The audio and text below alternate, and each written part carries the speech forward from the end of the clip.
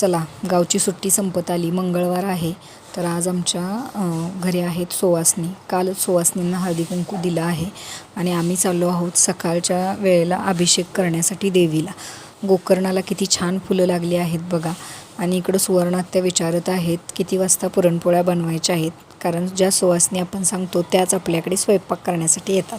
तर हे आहे आमचं राजमाता मंदिर आणि आज आता देवीचा अभिषेक म्हणजे सगळी सकाळची पूजा आपण करायची असते. म्हणून येताना सगळं दही, दूध, तेल, तूप जे जे देवीला आंघोळीला लागतं ते आम्ही घेऊन आलो. आणि इथं आता देवीची छान अशी साग्र संगीत पूजा करून आम्ही परत घरी जाऊ. मग नैवेद्य वगैरे सगळं व्यवस्थित करून नंतर सगळ्या सुवासिनी मिळून येऊन देवीची ओटी भरतो आणि मग सुवासिनी जेवतात.